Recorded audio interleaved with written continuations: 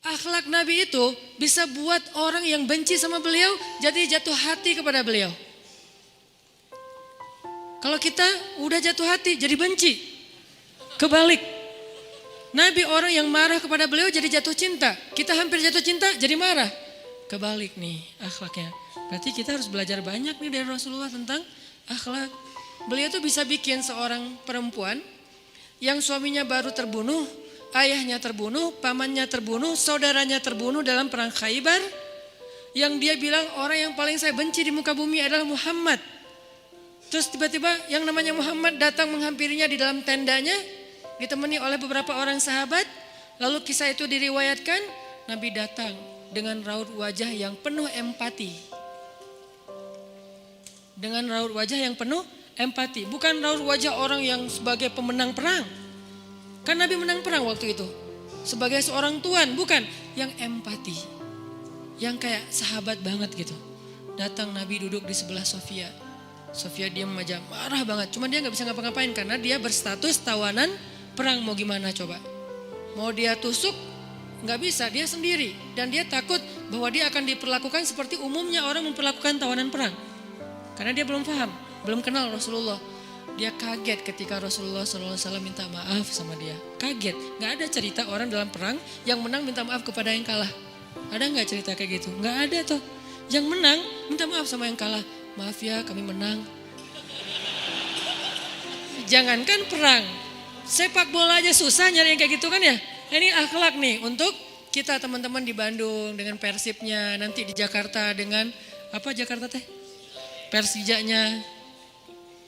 Nanti yang menang siapapun yang tanding, maaf ya menang. Dari mana lo akhlak kayak gitu? Rasulullah. Karena yang itu lebih serius loh daripada bola. Bola kan cuma permainan, entertain, olahraga kan. Gak seserius perang. Perang itu serius. Kalah itu meninggal artinya terbunuh.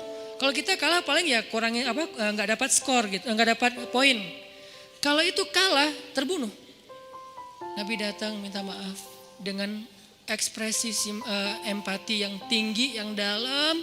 Nabi itu kayak ngerasain banget perasaan Sofia. Minta maaf, menjelaskan. Sofia, maaf ya, aku ikut turut berduka atas wafatnya ayahmu, suamimu. Sofia marah banget. Terus Nabi menjelaskan apa yang terjadi. Aku tuh udah ngasih kesempatan agar kita gak usah berperang. Tapi mereka terus menyerang. Maaf ya, ngejelasin lagi. Maaf ya, ngejelasin lagi. Berjam-jam. Seolah-olah Nabi yang minta pengampunan kepada Sofia. Seolah-olah Nabi itu tawanan perang. Minta maaf, menjelaskan kejadiannya. Minta maaf, menjelaskan. Terus kayak gitu dengan ekspresi serius. Dan kelihatan banget lah. Ucapan dan ekspresi orang yang jujur kan kelihatan ya. Jujur bahwa beliau tuh empati banget. Bahwa beliau juga berduka. Terus sampai Sofia dari yang tadinya lihat ke bawah nunduk marah. Lama-lama ngelihat ke arah Rasul. Ngelihat ekspresi Rasul serius banget, malah dia jadi kasihan. Sampai akhirnya dia jatuh cinta kepada Rasulullah SAW. Kata Sofia, ketika Rasulullah SAW datang kepada saya, waktu itu dia adalah orang yang paling saya benci di muka bumi. Tapi dia terus meminta maaf dan menjelaskan. Meminta maaf dan menjelaskan. Sampai akhirnya dia menjadi orang yang paling saya cintai di muka bumi. Akhlak Rasul. Rasulullah gak mengatakan Allah berfirman wahai Sofia.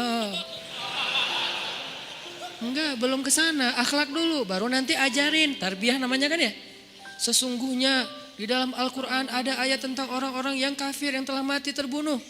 Enggak, Rasulullah tuh tahu. Jangan ngomongin tentang ayahnya yang mati terbunuh, ibunya yang pamannya, suaminya yang mati dalam keadaan kafir.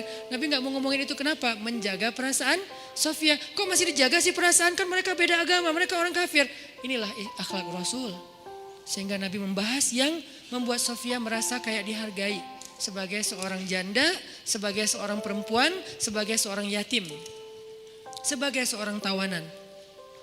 Sehingga dia takjub dengan akhlak Nabi.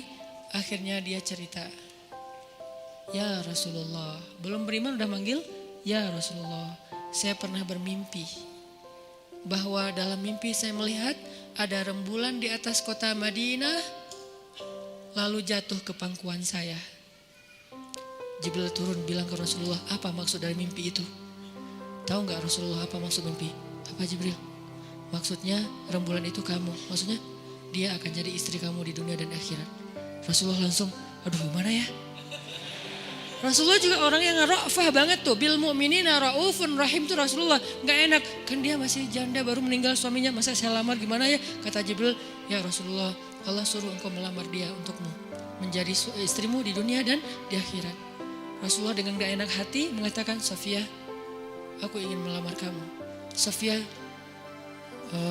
gimana ya? Itu mah cewek ya. Saya mencoba untuk menghayati kisah ini dari angle cewek elegan ya. Bukan cewek biasa, oh boleh gak apa-apa sih, gue sih enggak. Cewek elegan, cewek terhormat, cewek yang soleha walaupun belum beriman. Pasti dia gak akan bilang, Alhamdulillah Masya Allah, A-nya panjang gitu kan ya. Terus pakai emoticon berderai-derai, enggak. Dia terhormat. Dia akhirnya saya terserah gimana baiknya aja, menikahlah Nabi dengan Sofia. Modalnya apa? Akhlak.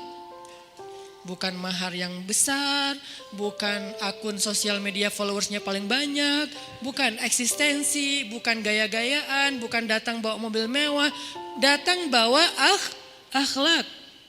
Ini kayaknya modal kita belajar juga nih gimana cara ngelamar calon istri, akhlak.